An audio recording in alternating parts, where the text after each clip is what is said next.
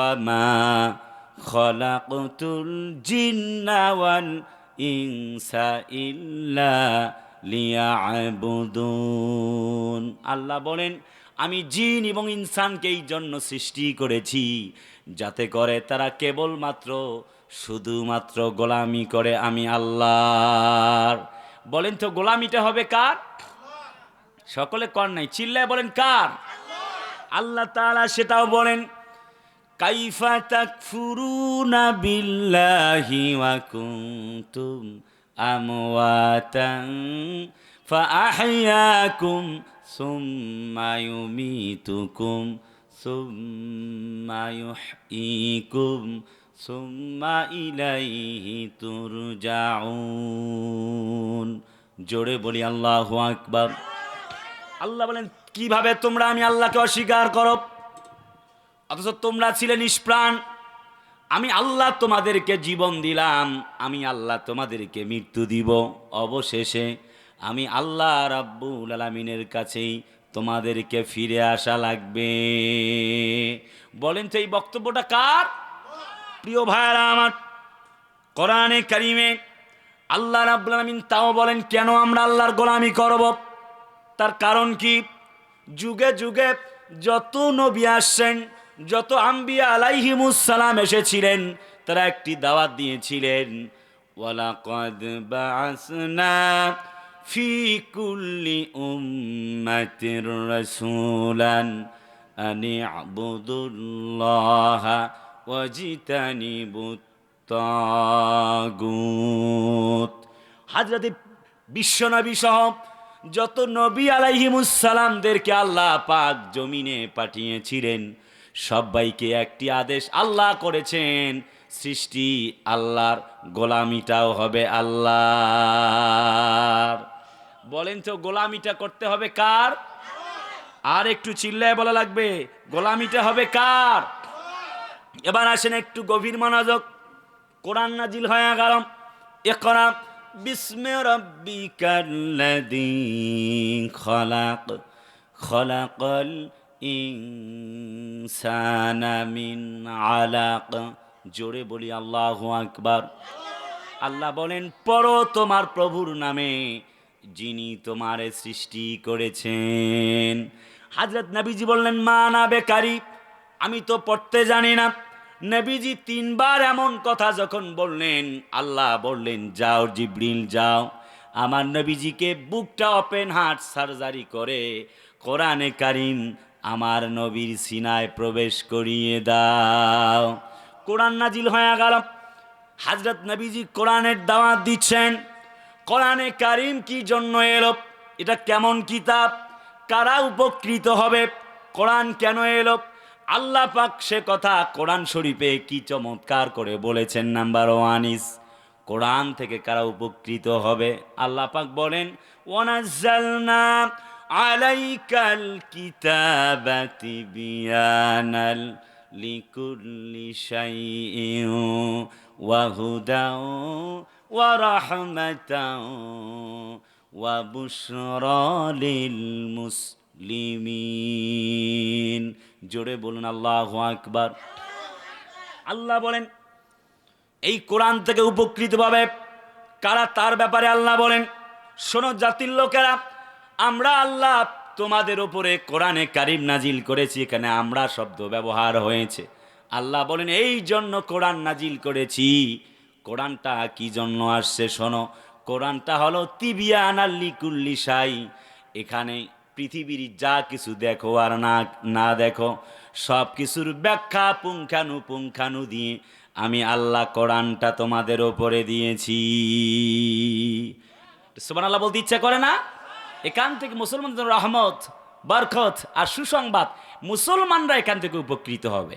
Number two is, আল্লাহর কোরআন বলে এখান থেকে কারা উপকৃত হবে? কোরআন থেকে আল্লাহ পাক কোরআনে কারীমে বলেন, ওয়ানুনাজ্জিলু মিনাল কুরআনি মা হুয়া শিফাউন ওয়া রাহমাতুল লিল মুমিনিন ওয়া লা ইয়াজিদুয যালিমিনা ইল্লা খাসারা। জোরে বলুন আল্লাহু আকবার। আল্লাহ বলেন এখান থেকে উপকৃত হবে মুমিনেরা, কারণ আল্লাহ বলেন এই কোরআনকে এমনভাবে আমি আল্লাহ নাজিল করেছি, এটাতে মুমিনদের জন্য রয়েছে শেফা। সুবহানাল্লাহকে জোরে বলতে ইচ্ছা করে না? 3 নাম্বার, কোরআন থেকে উপকৃত হবে তারা মুত্তাকি যারা। আল্লাহ পাক সূরাতুল বাকারার ভেতরে বলেন যালিকাল কিতাবু লা রাইবা ফীহি হুদাল লিল মুত্তাকিন।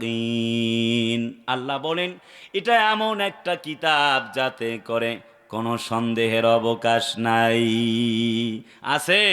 This is the book where there is no doubt in it. Who those are for muttaqin, the original book in the world. So if you practice, if you recite the Holy Quran in every single day, আল্লাহ পাকের কোরআন এটা এমন এক কিতাব যাতে কোনো সন্দেহ নাই। So তোমরা প্রত্যহ কোরআনে কারিমকে গ্রহণ করে নাও নিজেদের জীবনের সকল ক্ষেত্রে। Because the original book in the world, গোটা পৃথিবীর বুকে একটি মাত্র শ্রেষ্ঠ কিতাব, তিবিয়ান আল্লি কুল্লি শাই, তার নাম হচ্ছে কোরআন। সুবহানাল্লাহ বলতে ইচ্ছা করে না? 4 নম্বরে কোরআন থেকে উপকৃত হবে কারা? আল্লাহ বলেন হুদাল্লিন নাসি ওয়া বাইনাতিম মিনাল হুদা ওয়াল ফুরকান।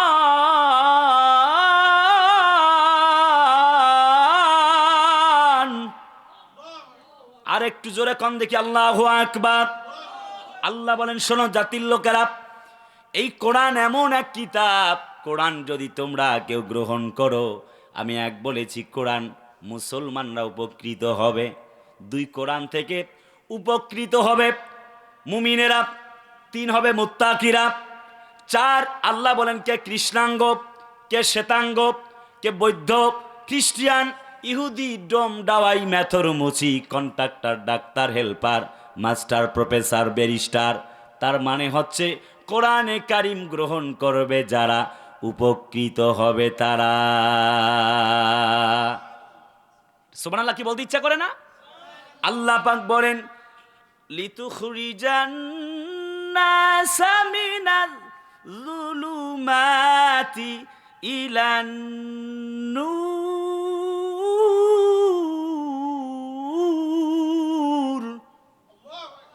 আরেকটু জোরে বলেন আল্লাহু আকবার। আরেকটু জোরে বলেন আল্লাহু আকবার। আল্লাহ বলেন এই কিতাব এমন একটি গ্রন্থ, ডার্কনেস ইনটু লাইট, আমি আল্লাহর পক্ষ থেকে অন্ধকার থেকে তোমাদেরকে আলোর দিকে নিয়ে যাবে। কোরআন নাজিল হয়ে গেল, রাসূলুল্লাহ according to the holy Quran and Sunnah, কোরআন সুন্নাহ দিয়ে আহ্বান করছেন, উদুউনি আস্তাজিব লাকুম। রাসূলুল্লাহ ডাকছেন আসো কোরআনের দিকে, আল্লাহর দিকে। কুলু লা ইলাহা ইল্লাল্লাহ। চতুর্দিক থেকে হয়রান, প্রেশার, নির্যাতন, নিপীড়ন। ইসলামের প্রথম যুদ্ধ হলো বদরের প্রান্তরে। কোরআন নাজিল হওয়ার পর থেকেই বড় নির্যাতন, বদরের প্রান্তরে যুদ্ধ শুরু হয়ে যাবে। একজন সাহাবী, তার নাম হলো হযরত হারিসা, তিনি আসলেন রাদিয়াল্লাহু তাআলা আনহু, বদরের সমবেত হয়ে গেলেন শহীদ। আল্লাহর নবীজির সাহাবী রাসূলুল্লাহর সামনে এসে বললেন ইয়া রাসূলুল্লাহি, কিছুক্ষণ আগে কলেমা পড়েছি, আর তো দেরি করতে চাই না, শুনলাম যুদ্ধের ময়দানে চলে যাবেন। 624 খ্রিস্টাব্দ বদরের প্রান্তরে মুসলমান এবং কাফেরদের মধ্যে লড়াই হবে। রাসূলুল্লাহ গো, আমি নামাজ পড়ি নাই, রোজা করতে পারি নাই, কলেমা পড়েছি, এখন আপনার সঙ্গে যুদ্ধের ময়দানে যাব, বলুন তো দেখি যুদ্ধ করলে আমি আল্লাহর কাছে কি পাবো?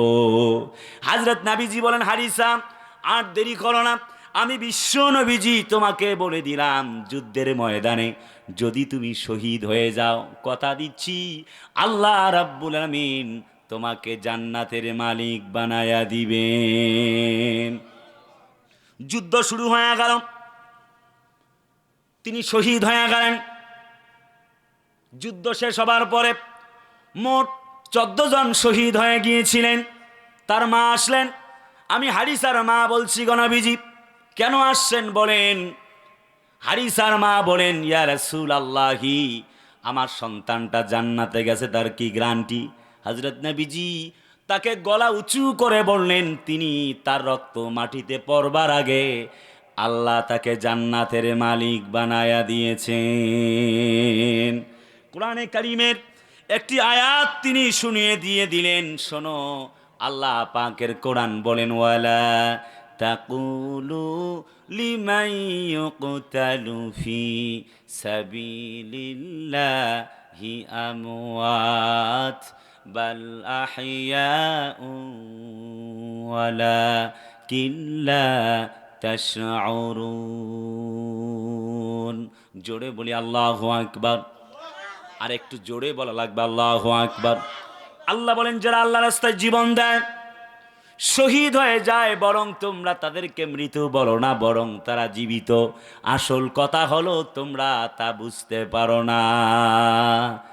আল্লাহ পাক রব্বুল আলামিন কোরআন শরীফে সব কথা এমনি করে খুলে খুলে জাতির লোকদেরকে বলেছেন, যদি তোমরা আল্লাহ রাস্তায় শহীদ হয়ে যাও কোরআনের জন্যে, আল্লাহ দ্বীনের জন্যে, ইসলামের জন্যে, আল্লাহ পাক বলেন, তাহলে তোমাদের কোনো ভয় নাই, তোমাদের কোনো চিন্তা নাই, মরতে দেরি, আল্লাহর জান্নাতে যেতে দেরি হবে না।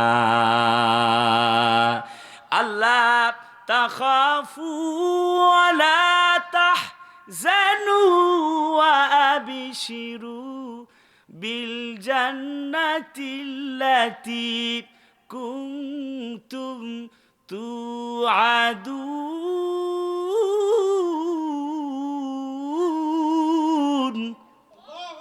আর একটু জোরে বলেন না আল্লাহু আকবার।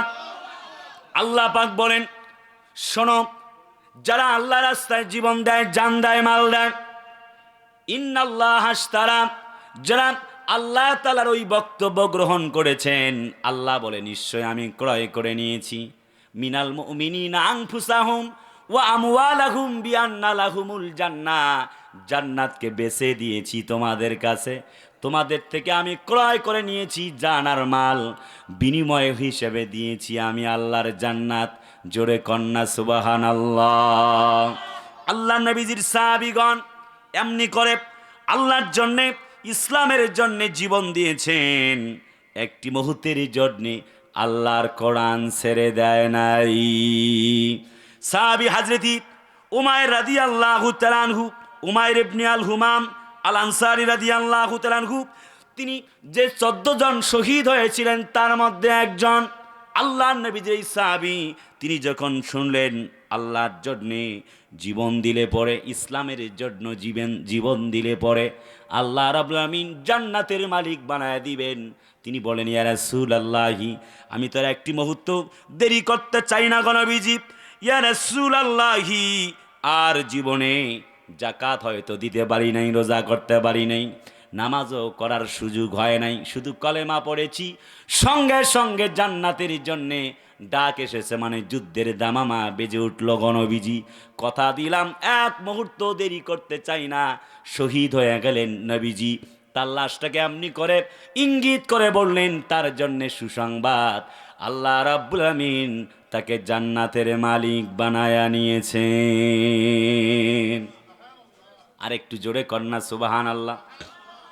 কোরআন নাজিল হয়ে গেল যখন, নবীজি দাওয়াত শুরু করলেন, তখন সাফা পাহাড়ে উঠে বললেন, কুলু লা ইলাহা ইল্লাল্লাহ তুফলিহুন, কলমা পড়ো, ঈমান আনো, আল্লাহ ছাড়া আর কোনো মালিকই নাই।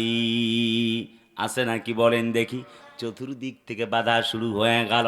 নবীজি দাওয়াত দিচ্ছেন কোরআনের, সেই কোরআন সম্পর্কে কথা বলছি। আল্লাহ বলেন, ওয়াতাম্মাত কালিমাতু রাব্বিকা সিদকাও ওয়া আদলা লা মুবাদ্দিলা লিকালিমাতিহি ওয়া হুয়াস সামিউল আলিম। জোরে বলুন আল্লাহু আকবার। আল্লাহ তাআলা বলেন, এটা এমন এক সমতাপূর্ণ কিতাব যাতে কোনো সন্দেহ নাই। আমি লম্বা করছি না কথা, একবারে কথার শেষ প্রান্তের দিকে দাঁড়ানো। নবীজি চতুর্দিক থেকে কোরআনের দাওয়াত দিচ্ছেন, বাধা শুরু হয়ে গেল। প্রাণের নবীজি, মায়ার নবীজি, আল্লাহর নবীজি দাওয়াত দিচ্ছেন। চতুর্দিক থেকে যখন কাফেররা বললেন, শোনো মুহাম্মদ, কিসের তুমি দাওয়াত দাও? নবীজি বললেন কোরআনের, ইয়াহাদি লিল্লাতি হিয়া আকওয়াম, আমি কোরআনের দাওয়াত দিচ্ছি। শোনো শোনো, কোরআন মানবে যারা আল্লাহর জান্নাতে চলে যাবে তারা। বাধা শুরু হয়ে গেল।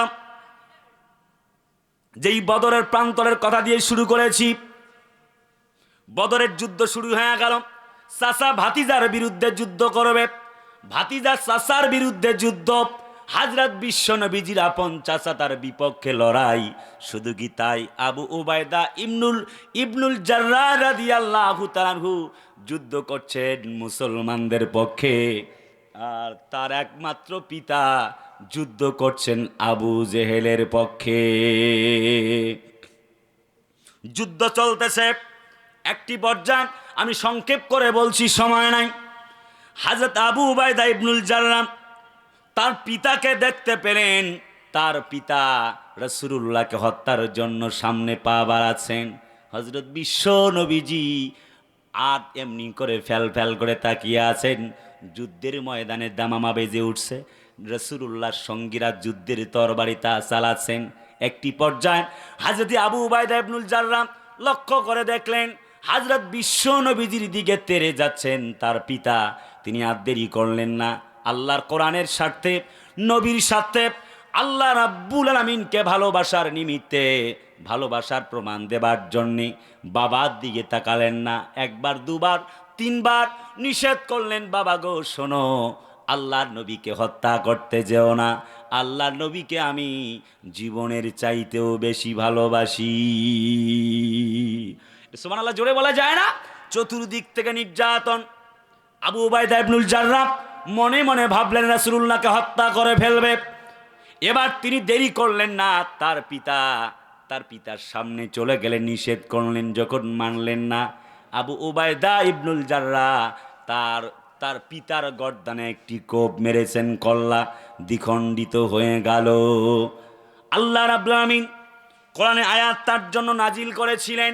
কথা অনেক লম্বা, শুধুমাত্র একটি বক্তব্য, আল্লাহ এবং রাসূলের বিরুদ্ধে যদি কোনো ব্যক্তি যায়, আল্লাহর কসম, আল্লাহর জন্যে, কোরআনের জন্যে, দিনের জন্যে মুসলমানেরা জীবন দিতে পারে, একটি মুহূর্তের জন্যে আল্লাহর কোরআন ছেড়ে যেতে পারে না।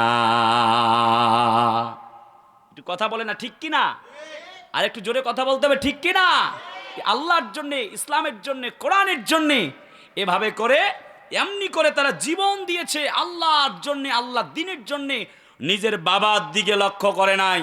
হে রাসূল, আপনাকে কত ভালোবাসি গো নবীজি, প্রকাশ্যে গালি দিয়েছে আপনাকে নূপুর শর্মা, নবীন জিন্দালেরা।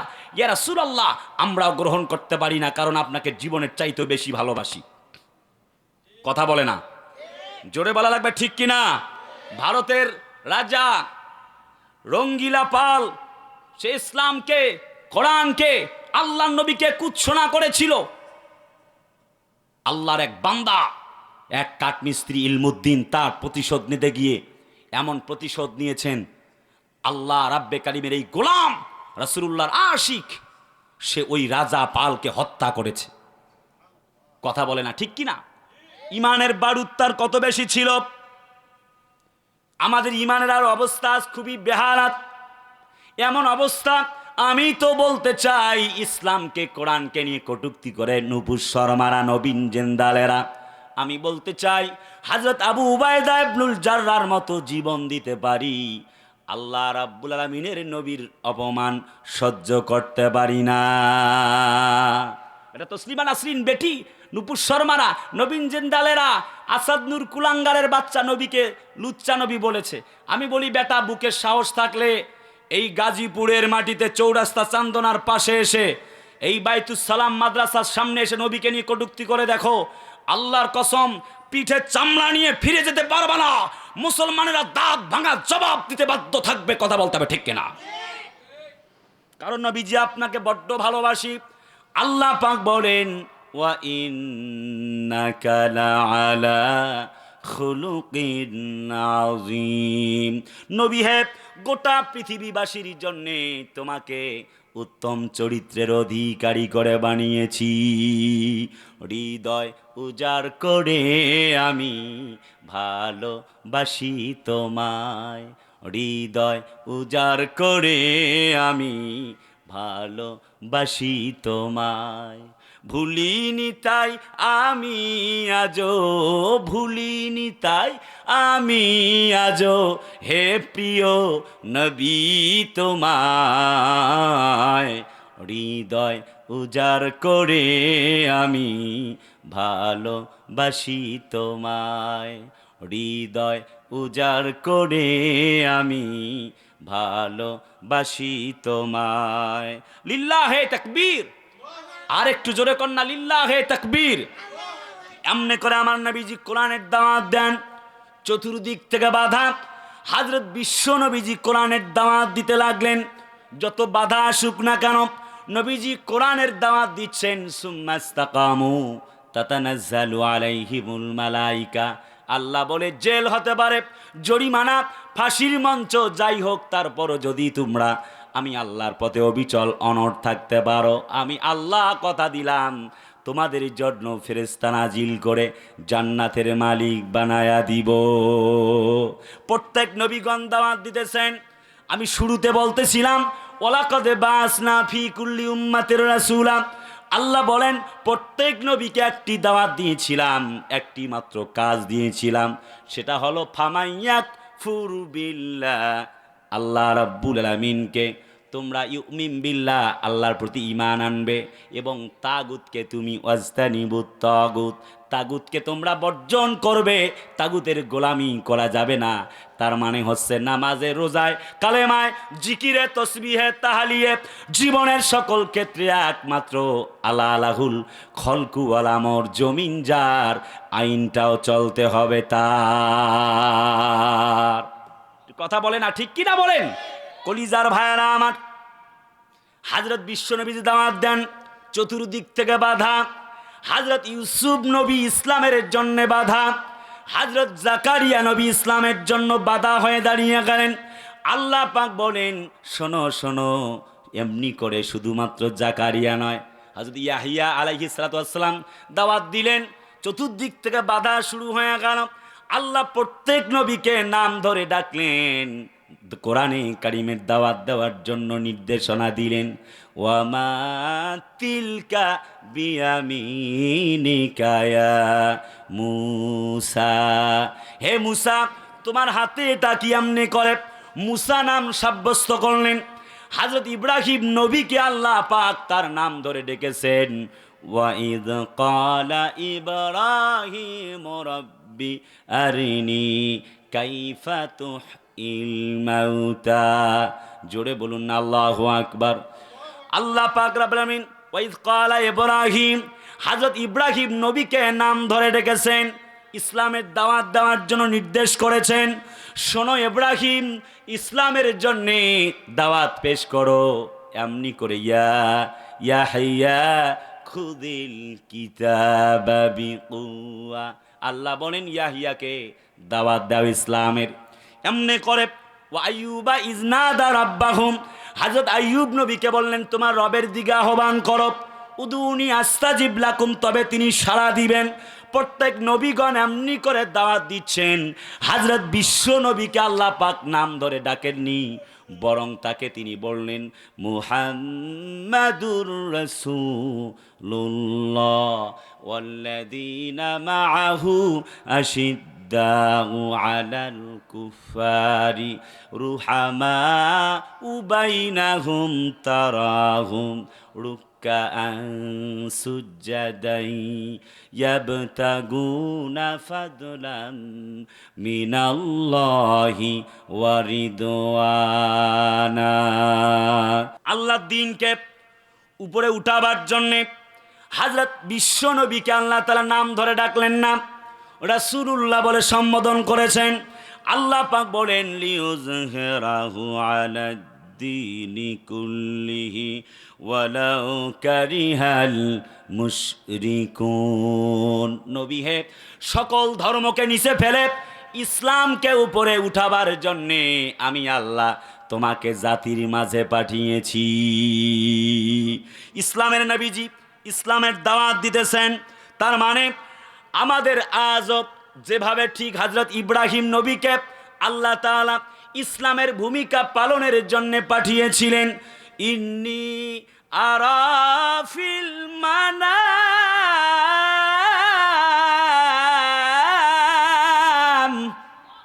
আর একটু জোরে কন্না আল্লাহু আকবার। যেমন তিনি বলেছেন, আমি স্বপ্নে দেখেছি সন্তান ইয়া বাতিফাল, যখন সন্তানকে বলা হলো হে বেটা, যখন সন্তান তার শুনলেন বাবার কাছ থেকে, তিনি বললেন আন্নি আজবাহুকা ফানজুর মাজা তারা, ও বাবা, ও সন্তান গো, আমি তোমাকে জবাই করতেছি, স্বপ্নে দেখলাম। কেমন আল্লাহর গোলামি, কেমন আল্লাহর প্রতি সবর, কেমন ইসলামকে তারা গ্রহণ করেছিলেন। যখন হযরত ইব্রাহিম নবী এমন কথা বললেন, ইসমাইল আলাইহিস সালাতু ওয়াস সালাম বলেছিলেন ইয়া আবাতি ফাআল মা তুমার সাতাজিদুনি ইনশা আল্লাহু মিনাস সাবিরিন। ও আব্বা, do that which you are commanded, inshallah you shall find me of a sabirin। আব্বা, আপনি তাই করুন, আল্লাহ আপনাকে যা করবার জন্য আদেশ দিয়েছেন। একবারে শেষ প্রান্তে কথার দিকে দাঁড়ানো, লম্বা নয়, বাড়িতে যাব কিছুক্ষণ পরেই, আপনাদেরকে সঙ্গে করে নিয়ে জাস্ট একটু কথা আর বাকি আমার কলিজার টুকরা ভাইয়ারা। এমনি করে সকল নবীগণ দাওয়াত দিতেছেন। হযরত ইব্রাহিম নবী প্রমাণ করেছেন নমুনা আল্লাহর গোলামি স্বীকার করবার মধ্য দিয়ে, বাপ এবং ছেলে প্রমাণ করে দিয়েছেন। আমার বিশ্বাস আজকের পৃথিবীতে কোরআন এসেছে ওয়া তাম্মাত কালিমাতু রাব্বিকা সিদকাও ওয়া আদলা, এমন একটি কিতাব, আল্লাহর কিতাব, তার মানে হচ্ছে একটি সত্যের কিতাব, একটি ন্যায়ের কিতাব। যদি আমরা গ্রহণ করতে পারি, হযরত ইব্রাহিমের ভূমিকায় যদি বাবারা আজ আমরা থাকতে পারি, আর ইসমাইল আলাইহিস সালাতু ওয়াস সালামের ভূমিকায় যদি আজ আমরা সন্তানেরা যদি থাকতে পারি, যুবকেরা যদি থাকতে পারে, আল্লাহর কসম 54 বছরে হত্যার বিচার হয় নাই, জিনার বেবিচার হয় নাই, এবারে বেবিচারের বিচার হয় নাই, এমনি করে চোরের বিচার হয় নাই, চান্দাবাজির বিচার হয় নাই, টেন্ডারবাজির বিচার হয় নাই। তার মানে আল্লাহর কোরআন যদি আমরা গ্রহণ করি 54 বছর লাগবে না, আল্লাহর কসম 54 মিনিটে আল্লাহর এই জমিনে আল্লাহর দিন কায়েম হয়ে যাবে। কথা বলে না কেন, ঠিক কিনা বলেন? তার মানে হচ্ছে আল্লাহর কোরআন সংসদে পাশ হওয়া লাগবে। কথা বলে না, জোরে বলে না, ঠিক কিনা? কারণ এই কোরআন দিয়ে সংসদ চললে তখন জেনার বিচার হবে। আন্নান নাফসা বিন নাফসি ওয়াল আইনা বিল আইনি ওয়াল উযনা বিল উযনি ওয়াল আনফা বিল আনফি, নাকের বদলে নাক, কানের বদলে কান, হাতের বদলে হাত। ইসলাম ক্ষমতা আসলে চোরের বিচার হবে, হাত কাটার বিচার আল্লাহর কোরআন দিয়ে। কে কাকে পাথর ঢেলে হত্যা করছে, পাথর ঢেলে হত্যা করো। আন্নান নাফসা বিন নাফসি, জীবনের বদলে জীবন। আল্লাহর কসমে আইন পাশ হয়ে গেলে আর কোনো কুলাঙ্গারের বাচ্চা কাউকে পাথর ঢেলে হত্যা করার সাহস পাবে না। কারণ আমরা ডিজিটাল বাংলাদেশ, নতুন বাংলাদেশ, পুরাতন বাংলাদেশ, তারপরে হচ্ছে আগামীর বাংলাদেশ, সব বাংলাদেশ দেখা শেষ। আগামীর বাংলা হবে কোরআনের বাংলা, আগামীর বাংলাদেশ হবে ইসলামের বাংলাদেশ, ঠিক কিনা? কারণ সংসদে আল্লাহর কোরআনের আলো জ্বালাতে চাই, সুপ্রিম কোর্টে কোরআনের আইন জ্বালাতে চাই, জজ কোর্টে কোরআনের আলো জ্বালাতে চাই, হাইকোর্টে কোরআনের আলো জ্বালাতে চাই, বঙ্গভবনে কোরআনের আলো জ্বালাতে চাই, সচিবালয়ে আল্লাহর কোরআনের আলো জ্বালাতে চাই, বিচারালয়ে আল্লাহর কোরআনের আলো জ্বালাতে চাই। সংসদে আল্লাহর কোরআনের আলো চালানোর জন্যে কারা কারা রাজি আছো মুসলমান? দুহাত তুলে আল্লাহকে দেখাও। নারে তাকবীর। আল কোরআনের আলো ঘরে বাইরে চালো। নারে তাকবীর। কলিজার ভাইরা আমার, তাহলে লাভ কি হবে? চোর চুরি করেছে, হাত কেটে দাও। যে ব্যক্তি ধর্ষণ করেছে ধরো। আযানিয়াতু ওয়াযানি ফাজলিদু কুল্লা ওয়াহিদিম মিনহুমা মিয়াতা জালদা। ধরো বুক পর্যন্ত পুঁতে ফেলো, ধর্ষককে হত্যা করো পাথর ঢেলে, আল্লাহর কসম আর একটা ধর্ষকের এই জমিনে জন্ম হতো না। কিন্তু কোরআন দিয়ে বিচার হয় না, এমনে করে। আল্লাহর দিন নাই, ইসলাম নাই। আমি বলতেছিলাম আল্লাহর বন্ধু কারা এবং শত্রু কারা, এই বিষয় নিয়ে কথা চলতেছিল। একটুখানি অন্যদিকে যেতে চাই। আল্লাহর নবী হযরত নূহ আলাইহিস সালাতু ওয়াস সালাম 50 বছর কম 1000 বছর দাওয়াত দিয়েছিলেন আল্লাহর দিন দিয়ে, ইসলাম দিয়ে, অ্যাকর্ডিং টু দ্য ইসলাম। আল্লাহ বলেন ইন্না আরসালনা নূহান ইলা কওমিহি আন আনজির কওমাকা মিন ক্বাবলি আন ইয়াতিয়াহুম আযাবুন আলীম। জোরে বলুন আল্লাহু আকবার। প্রায় 950 বছর দাওয়াত দিয়েছিলেন হযরতি নূহ আলাইহিস সালাতু ওয়াস সালাম। কওমের মধ্যে পরিবর্তন হলো না। মাত্র 40 জোড়া নারী আর পুরুষ, তার মানে মোট 80 জন মানুষ, 40 জন পুরুষ, 40 জন নারী কালেমা পড়েছিলেন, আল্লাহর দ্বীন গ্রহণ করেছিলেন। ইসলামের দাওয়াত গ্রহণ না করবার কারণে ধ্বংস হয়েছিলেন। আজও আমি আপনাদেরকে আহ্বান করছি, ইসলামের ছায়াতলে আসা লাগবে। ইসলাম ছাড়া শান্তি আসার কোনো লাইন নাই, কোনো উপায় নাই। আরে ভাই কথা বলে না, ঠিক কি না? যখন আল্লামা মামুনুল হকেরা ক্ষমতায় আসবে, চরমনার পীর সাহেব যখন ক্ষমতায় আসবে, অন্তত আল্লাহর কসম করে বলে যেতে পারি এই ব্যক্তিগুলোর দ্বারা কোনো দুর্নীতি, চাঁদাবাজি, টেন্ডারবাজি হবে না। আরে ভাই কথা বলে না, ঠিক কি না? আমাদের আল্লামা মামুনুল হক তার আসনে গিয়ে বলবে না বেটা 1 কোটি টাকা দাও, তারপরে তোমার 10 কোটির কাজে হাত দাও। আরে ভাই কথা বলে না, ঠিক কি না বলেন? মিজানুর রহমান আজহারির মতো মানুষ যখন এমপি হবে, এই ব্যক্তি গিয়ে বলবে না 2 লক্ষ টাকাকে চাঁদা দাও, তারপরে তোমার বাড়ির কাজ ধরো। কথা বলতে হবে, ঠিক কিনা? আমাদের প্রাণ মুফতি আমির হামজা ভাই, একসাথে বিশ্ববিদ্যালয়ে পড়েছি, খেলেছি, চলেছি। আমির হামজার মতো মানুষ যখন এমপি হয়ে যাবে, তিনি এমপি হওয়ার পর বলবে না আমাকে 1 লক্ষ টাকা চাঁদা দাও, তারপরে তোমার কাজ আরম্ভ করো। কথা বলে না, ঠিক কিনা? সম্প্রতি আমরা লক্ষ্য করতে পেরেছি আমাদের আমির হামজা ভাই, তিনি চাষিদের গিয়ে ধান কেটে দিচ্ছেন, ধান মাড়াই করে দিচ্ছেন, তাকে সকল ভালো কাজে দেখা যাচ্ছে। আমি আল্লাহর কসম করে বলতে পারি, আমির হামজার মতো মানুষেরা, আজহারির মতো মানুষেরা, আমাদের প্রাণ জননন্দিত আলেম, এ যুগের শ্রেষ্ঠ দার্শনিক, এ যুগের শ্রেষ্ঠ ইসলামী চিন্তাবিদ মামুনুল হকেরা এমপি হলে আল্লাহর কসম আমানতের খেয়ানত হবে না। কথা বলতে হবে, ঠিক কিনা? ইসলাম ওয়ালাদেরকে আপনি যদি আল্লাহর জন্য, দিনের জন্য যদি ভালোবাসেন, ইসলামের জন্য, আল্লাহর কসম ইহকাল এবং পরকালে আমাদের জন্য নাজাতের জড়িয়া হয়ে যাবে। কথা বলে না কেন, ঠিক কিনা? এই কণ্ঠে যখন আল্লাহর কোরআন উচ্ছ্বসিত হয়েছে, এই আমির হামজারা, মামুনুল হকেরা যখন আল্লাহর কোরআন যখন উচ্ছ্বসিত কণ্ঠে যখন দাওয়াত দিতেছে, এই ব্যক্তিগুলি মসজিদের মেম্বার থেকে রান্নাঘর থেকে সংসদ ভবন পর্যন্ত যখন আল্লাহর কোরআন দিয়ে বিচারের জন্য যখন কণ্ঠকে উঁচু করে তুলবে, আসারে কতু ফাক্তাউ আইদিয়াহুমা, চোর চুরি করেছে 2 হাত কেটে দাও, চোর হোক আর চুন্নি হোক, আল্লাহর কসম আর চুরি থাকবে না। যখন এই ইসলামের বিধান দিয়ে আমাদের আমির হামজারা, মুফতি আল্লামা মামুনুল হকেরা যখন বিচার করবে, আযানিয়াতু আযানি ফাজলিদু কুল্লা ওয়াহিদিম মিনহুমা মিয়াতা জালদা, যে ব্যক্তি ধর্ষণ করেছে ওরে ধর, বুক পর্যন্ত পুঁতে পাথর ঢেলে হত্যা কর। আল্লাহর কসম, এই বাংলার মাটিতে যখন ইসলাম কায়েম হয়ে যাওয়ার পরে, ইসলামিক এমপিরা যখন আল্লাহর এই সংসদে বিল যখন পাশ করবে, রবের কসম করে বলছি কাফারা দেওয়া লাগবে না। আল্লাহর কসম, আল্লাহি তাল্লাহি বিল্লাহে, এই মামুনুল হকেরা, আমির হামজারা এমপি হয়ে গেলে যখন ধর্ষকের বিচার হবে আল্লাহর কোরআন দিয়ে, তখন ধর্ষকরা ধর্ষণ করবে তো, কোনো মেয়েকে ইফটিজিং করবে তো দূরের কথা, এই ধর্ষকদের স্বপ্নদোষ পর্যন্ত বন্ধ হয়ে যাবে। সেই জন্যে মসজিদের মেম্বার থেকে ওই সংসদ ভবন পর্যন্ত, পার্লামেন্ট পর্যন্ত আল্লাহর কোরআনকে বিজয়ী করবার জন্যে আল্লাহর কোরআনের পক্ষে থাকা লাগবে। কারা কারা রাজি আছেন 2 হাত তুলে আল্লাহকে দেখান।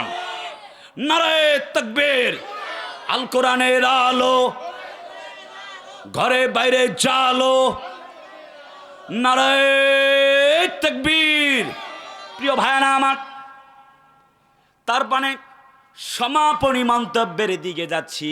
আল্লাহ পাক বলেন, শোনো, যদি তুমি কোরআনকে বাস্তবায়ন করো, যদি তুমি কোরআনকে লালন করো, ইসলামকে যদি তুমি ভালোবাসো, আল্লাহ পাক বলেন তাহলে তোমার জন্য কি লাভ হবে। আল্লাহ পাক বলেন, ওয়া মাইয়াবতাগি গায়রাল ইসলামি দীনান ফালাই ইউকবালা মিনহু ওয়া হুয়া ফিল আখিরাতি মিনাল খাসিরিন। জোরে বলেন নাই আল্লাহু আকবার, জোরে করেন আল্লাহু আকবার। ইসলাম ছাড়া যে রাজনীতি, ইসলাম ছাড়া যে অর্থনীতি, ইসলাম ছাড়া যে পরিবার নীতি, ইসলাম ছাড়া যে রাষ্ট্রনীতি, ইসলাম ছাড়া যে তন্ত্র, ইসলাম ছাড়া যে মন্ত্র, ইসলাম ছাড়া যে মতবাদ, ইসলাম ছাড়া যত রীতি, ইসলাম ছাড়া যত নীতি, আল্লাহর কসম একটাও আল্লাহর দরবারে কবুল হবে না। আরে ভাই কথা বলে না ঠিক কিনা? আর একটু জোরে বলতে হবে ঠিক কিনা। সেটা আপনি লক্ষ্য করেছেন, মহাসচিব মহোদয় এই তো 2-3 দিন হয়ে গেল একজন বন্ধুত্বের পরিচয় দিলেন, তার সঙ্গে ব্যবহার কেমন করলেন। আল্লাহি আল্লাহর কসম, একজন ইসলামিক স্কলার যখন এই ময়দানে এই সিটে যখন বসে যাবেন, আল্লাহর কসম এমন আশা এমন ব্যবহার কখনো আশা করবেন না। বরং আল্লাহর জমিনে আল্লাহর দিন কায়েমের জন্যে বন্ধুত্ব হবে আল্লাহর জন্যে। মান আহাব্বা লিল্লাহ ওয়া আবগাদা লিল্লাহ ওয়া আতা লিল্লাহ ওয়া মানাআ লিল্লাহ ফাকাদ ইসতাকমালাল ঈমান। আল্লাহর জন্যে হবে ভালোবাসা, আল্লাহর জন্যে হবে ঘৃণা। তার মানে ব্যবহার এমন অমায়িক হবেন। 20 বছরের বন্ধু হযরতে আবু বকর যখন গিয়ে পরিচয় দিয়েছেন, ও আবু বকর তুমি তো একদম কিছুই জানো না আমার সম্পর্কে। নবী বললেন, আবু বকর 20 বছর থেকে তোমার সঙ্গে বন্ধুত্ব, এখন যদি বলি কালেমা পড়ো ঈমান আনো, আমি এখন সাধারণ কোনো ব্যক্তি নয়, কলেমা পড়ো ঈমান আনো, মুসলমান হয়ে যাও। হযরত আবু বকর রাদিয়াল্লাহু তাআলা আনহু কেমন বন্ধু ছিলেন তাড়িয়ে দেন নাই, কেমন রুদ্র কোনো আচরণ করেন নাই, খারাপ কোনো আচরণ করেন নাই, এমন করে দূর দূর করে খেদায়া দেন নাই।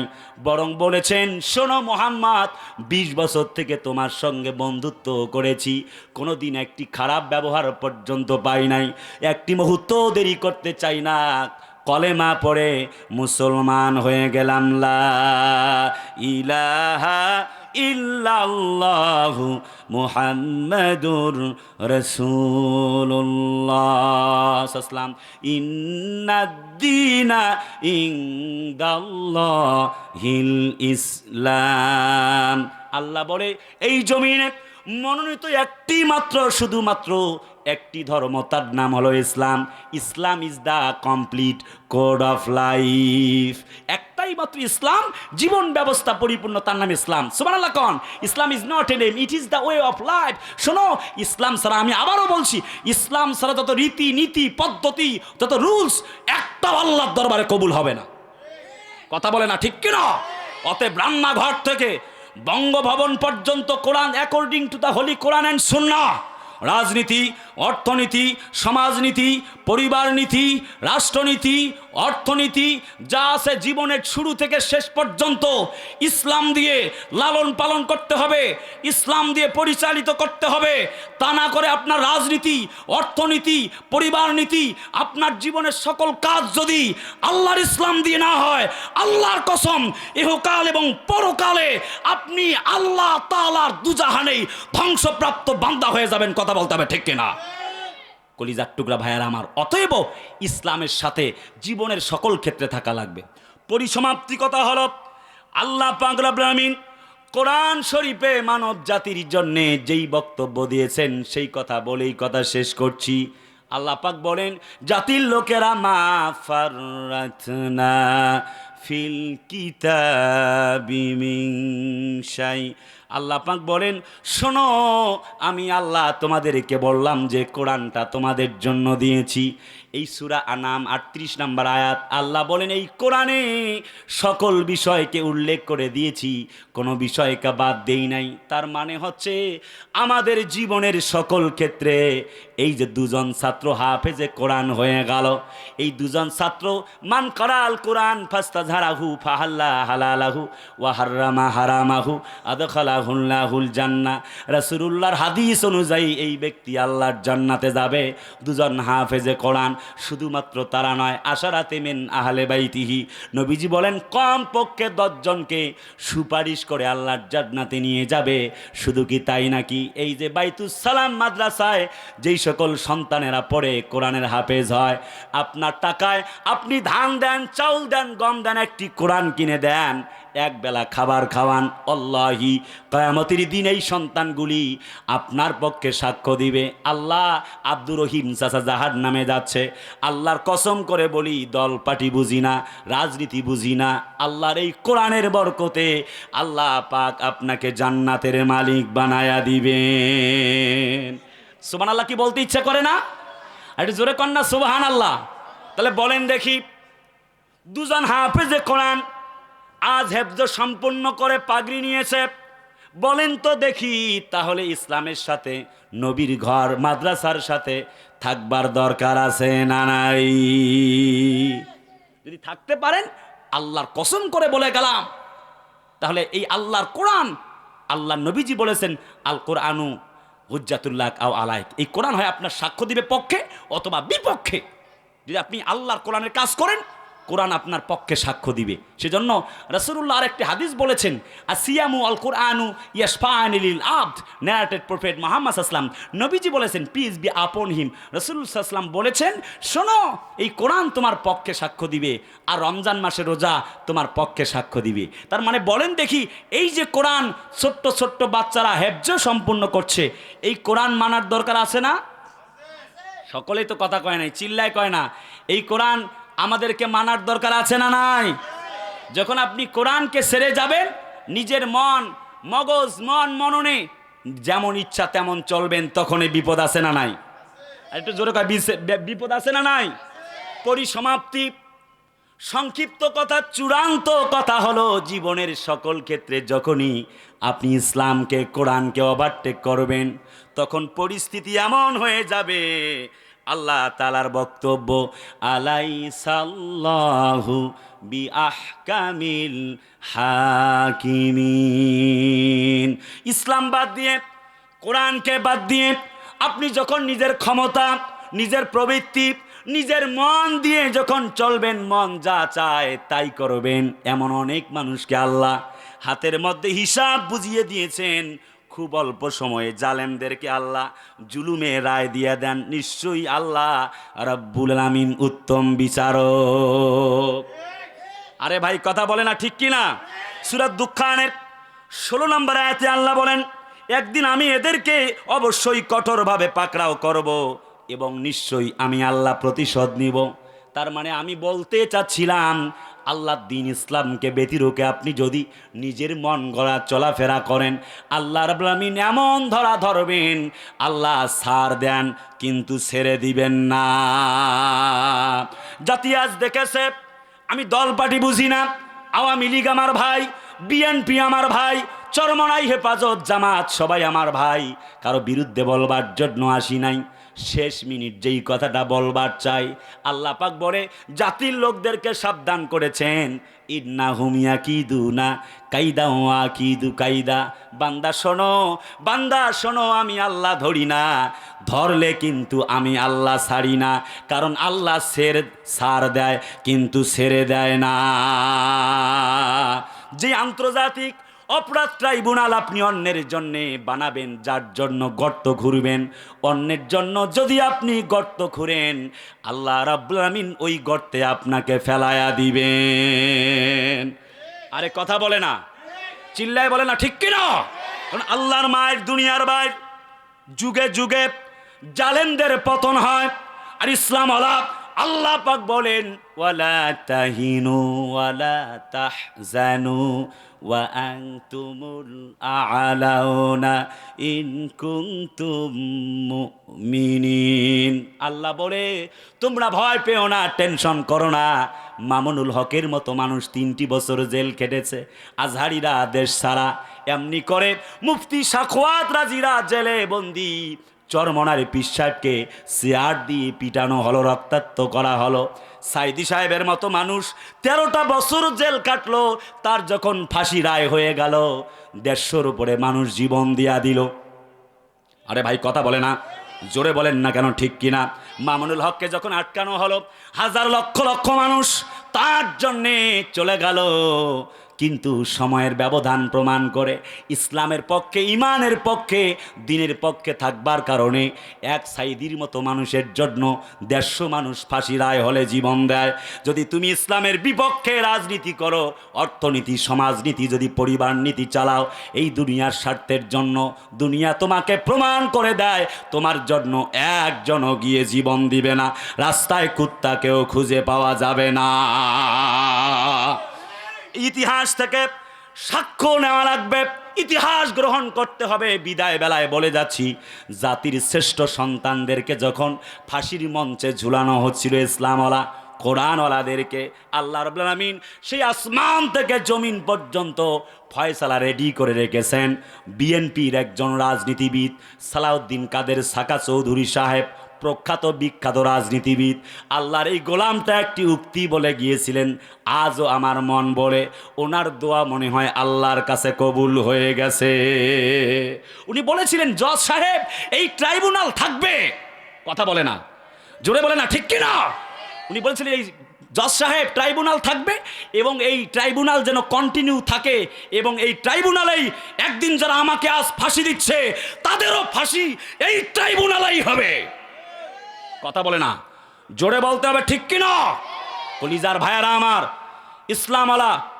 ইসলামওয়ালা মুসলমানদেরকে যখন প্রকোষ্ঠ দিয়ে জেলখানার কুঠরিতে যখন বন্দি করা হচ্ছিল মামুনুল হকদেরকে, আল্লামা জুনাইদ বাবুনগরীকে, আমাদের চরমনার পীর সাহেবকে, নায়েবে আমিরুল মুজাহিদিনকে যখন চেয়ার দিয়ে পিটানো হচ্ছিল, আল্লাহর আরশ কাঁপতেছিল।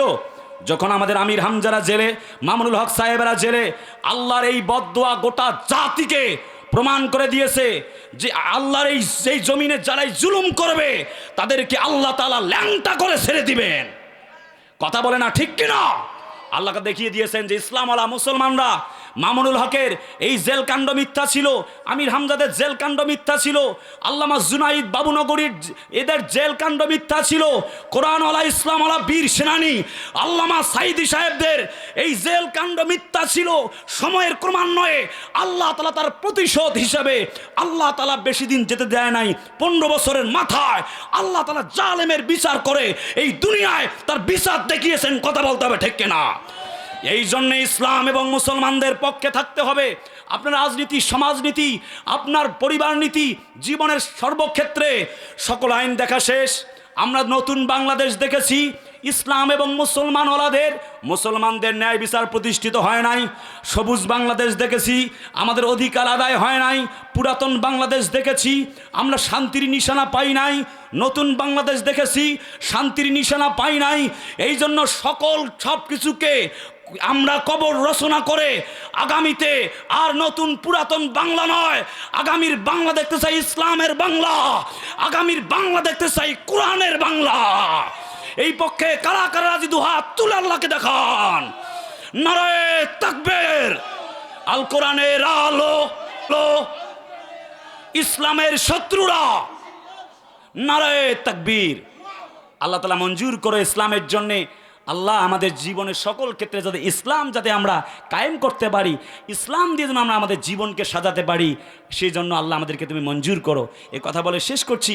আজকের এই বাইতুস সালাম ইন্টারন্যাশনাল হাফিজিয়া ক্যাডেট মাদ্রাসা, এই মাদ্রাসায় 2 জন ছাত্র পাগড়ি নিয়েছে। এরা সেই আলোকিত পথের যাত্রী, তাদেরকে আপনারা দেখে রাখবেন, মাদ্রাসাকে দেখে রাখবেন। এরা হবে একদিন ভবিষ্যতের বড় বড় আলেম ওলামা, এরা হবে একদিন জুনাইদ বাবুনগরী। কথা বলে না, ঠিক কিনা? কথা বলে না, ঠিক কিনা? সেজন্য এদেরকে আপনাদের লালন পালনের দায়িত্ব দিয়ে গেলাম। মাদ্রাসাকে একটু দেখে রাখবেন। আমার প্রিয় ভাইজান আপনাদেরকে সাথে নিয়ে আজকের আয়োজন করেছে। যতটুকুন কথা বলেছি, বক্তা শ্রোতা কমিটি, আল্লাহ সবাইকে কবুল করুন।